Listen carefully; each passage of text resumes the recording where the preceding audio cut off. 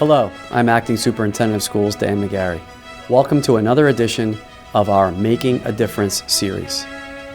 First, we are going to share with you Miss Jennifer Campuzano, who is the proud parent of two former Upper Darby School District students. She is also currently an employee working at the Lansdowne YMCA. Her story is a wonderful story as she has overcome adversity, and through her overcoming adversity, she is asked to give back and work with the students in the Upper Darby School District. Hi, I'm Jennifer Campuzano. I've been working here at the YMCA for a little over 6 years, I believe. I guess I met Jennifer actually when she was a parent at the high school. Both her daughters graduated from the high school, Caitlin and Marissa. They both swam and taught swim lessons. Their kids were actually swimming on our swim team. And she was one of those parents who always came in and was, I'm the parent of these children. I want to be involved. I did all the helping out, volunteering for this, that, and other thing. She was here so much that she finally said to us, you should hire me. You should have me work here. I'd be great for the Y. And she has been. Whenever you walk into the Y, the first thing you see is Jen when you go into the weight room, and she has this big smile on her face. She knows everyone's name. She greets everyone with the same smile no matter what kind of day she's having. She helps everybody that comes in there. And then when we go in on Tuesdays, she helps my kids. Part of our activities of daily living, community readiness, the kids go out into the community several times during the week. We go to Acme, we go to the stadium, we walk from here down to the Lansdowne Y. Once we're there, we go in, they do 20 minutes of cardio, and then they do some weight training, and that's where Jen really comes in and helps us with the weight training. She saw the kids coming in, another staff member at the time was working with them, and she said, can I help out? I wanted to help. I like helping them. And it just seemed like at first I was just helping one student, and it evolved. Jen kind of just swooped us up in her arms and she said, you know, this is what they do. You're going to do about 20 minutes on cardio. And then after that, then I have their workout sheet. And I think she created that relationship because of her disability. The kids picked up on that and saw that as well and said, hey, if this person can do it, so can I. I was in a car accident in 2002, which left me disabled, which is why I speak this way. I came a long way, you know. I couldn't even walk, so I feel like if I can help anybody in any way, I will do it, because I was so down and out that I wouldn't want anybody to feel that way, you know. And if I could encourage them not to feel that way, I would like to do that. It's kind of cool to see how she has a disability but is actually able to help my students who have disabilities as well. She likes to work with the ones who have the most difficulty. I'm more patient with them than most people would be. I know a lot of people would not be patient with them. She likes the machines and she likes to do weightlifting. When we go to work out, we split them up and she will change the weights, get them on the machine, have them use the machine correctly, and then we both keep a tally of what they did. Jen, again, led by example, made personal connections with the kids, and is really involved in making sure that they're progressing as they work out and not just coming to work out. I write the date down, write everything they do, how many sets they do. So that, you know, someone can't come in one week and say, oh, I did 5 pounds last week, now I'm going to do 50. You know, she makes sure that everyone is safe and working within what she knows they're able to do. The progress they make throughout the year is just unbelievable. She puts in those little extra things that aren't just about fitness, but about you and me personally, and that just makes all the difference in the world. I enjoy arm wrestling with her. He puts his elbow up on the counter. I say, let's arm wrestle. She says,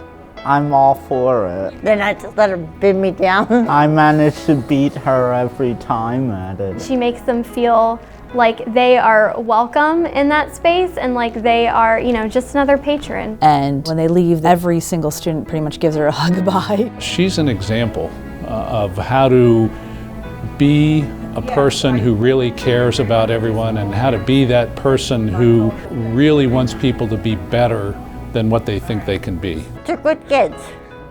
They're real good kids, and they can do whatever they put their mind to, just like anybody else. That's what I always tell my kids. Thank you, Jennifer. What an awesome story. What a great example of how to overcome adversity and give back to our community and our students. I was really touched by your efforts. Now we will transition to Garrettford Elementary School and their mentor program, where friends help friends.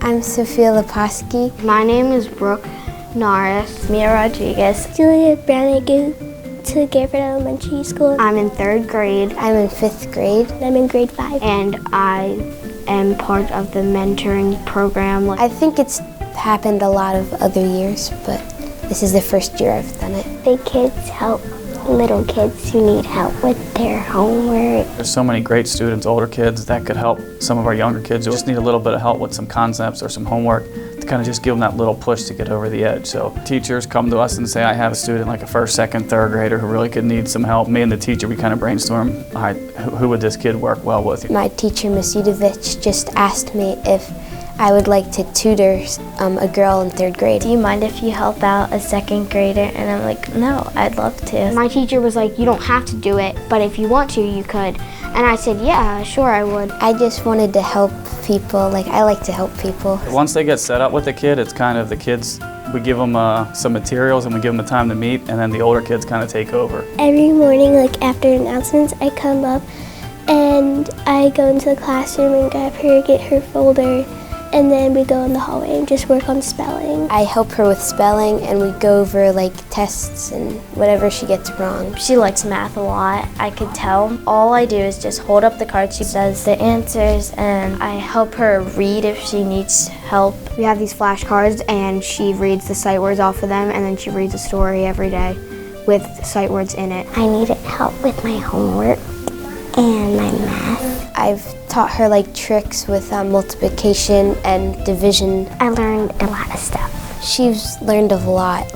At first, her test grades were basics and stuff, but they've gotten to proficient and advanced. Sophia said that she would give me a little present if I did good on my test, so I tried my hardest and I did really good. Her last math test, she got a 98%, and it was so cool. I was actually in the middle of a meeting down here, and I hear someone at my door, and Shakira comes running in, and she was so excited to show me her test. She's like, look at my test, I got a 98%. And she said, all my work with Sophia's really paid off. In the beginning, she would be struggling a little bit on some of the math cards, but now she has all of them. It's really nice. She's gotten better in reading fluently. My teacher said Aheva's dibbles went up because of the sight words and the reading. We've seen great success with the program, but really the most important part is they form that bond. They have someone that they can look for in the building, and they like seeing each other. Aheva's a good person to work with because she used to be shy, but now she's all happy, and she has a best friend. You get to create a cool bond with another student. We're best friends now.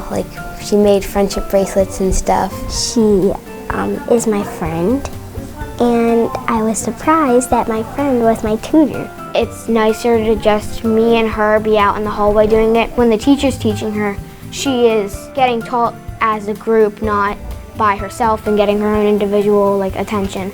It's made me think that working doesn't have to be serious. It can be more fun and relaxed. I always liked having kids help me better than teachers.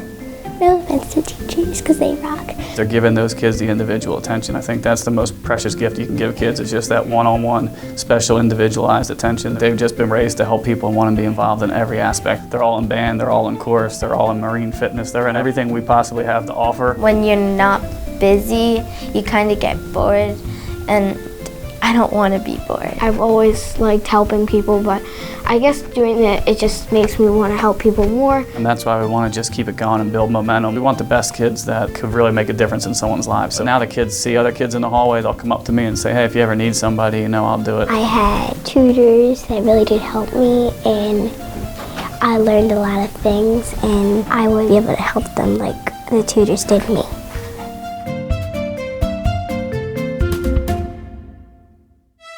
Wow, Garrettford friends, great job and keep up the great work. We will now transition to our Royal Athlete for the Month, Mamadou Toure, whose path towards stardom is one we could all celebrate. Mamadou Toure. I play basketball. I've been playing since I was a little kid, since 6 years old. That's the only sport I ever played. I remember playing in middle school when I went down to see the middle school games. And we were afraid we were going to lose them because when you have a talented kid at the middle schools, you know, the Catholic schools are going to come and try to recruit these kids away. Once I came here, I made friends. Like, it was just like something that I didn't want to leave. Like, I just wanted to stay. Mamadou's been here for 4 seasons. He played JV as a freshman. I came and I was just like real big-headed, like, you know what I mean? I thought I could like carry the same steam I had since middle school, but it wasn't like that. It was a whole nother level of competition. When you were starting out and you're playing against kids 2 years older, there's a big difference. Everyone was older than me. I got on the court and I was just like, you know, these kids are big. He had to get thrown to the fire right away because it's rare for someone to be put in that position freshman or sophomore year. So I think all those things is what's made him better. I learned from a lot of mistakes. I had a lot of success also, I could say, especially last year. Last year we went to states and all the close games, we won them all. A lot of success, like the season went on for a very long time. When we played Plymouth Whitemarsh last year in districts, now they were ranked #1 in the state at the time. And Mamadou had a great night. I had a pretty breakout game. They were like 50-0 at home. And we came out and we were up. We were right with them the whole entire game. At the end of the game, all the coaches that were there to see Plymouth Whitemarsh, mostly Plymouth Whitemarsh players, all wanted to talk about Mamadou. I was approached after that game. I got an AAU team, I got a couple scouts, so it was just like, it was a good game. This year, we lost about 70% of our scoring last year, so he's had to try to take on the added role of not just getting us in offense, but also with scoring. Last year to this year, going straight to that leadership spot, from this year, it's been a crazy transition. Do you feel that you're the senior, you're the leader, that you have to take over in certain spots? It's like everything's on you. Like, you know, your team doesn't do something particular, like you just like think like, oh, that's my fault. Because if I told them to do it, then it would have happened. Which really puts a lot of pressure on a point guard when the ball's in your hand that much, and we're asking you to score, not just to, you know, give out assists to other players.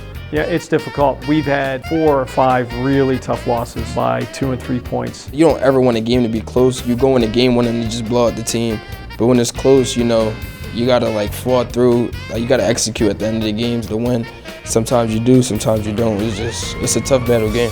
We've had a lot of athletes that are very good, let's say, on the basketball court or whatever sport they play, but they excel both there and in the classroom, okay, is, you know, an added bonus. It's a lot of kids that just like, you know, they just think basketball. They don't want to perform well in the classroom, but if you don't do that first, then you're not going to be able to play basketball. So I just think like, if this is keeping me in the way of basketball, then I need to perform at a high level at it. It's a priority.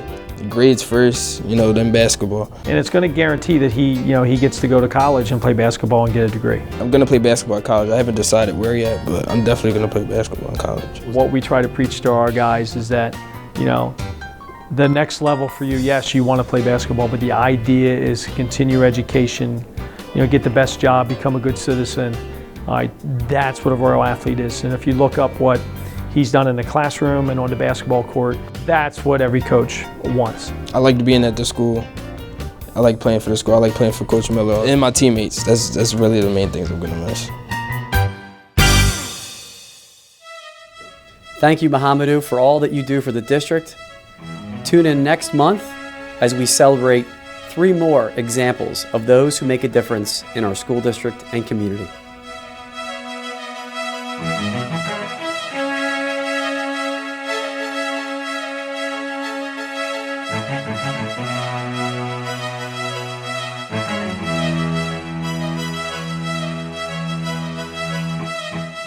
Thank you.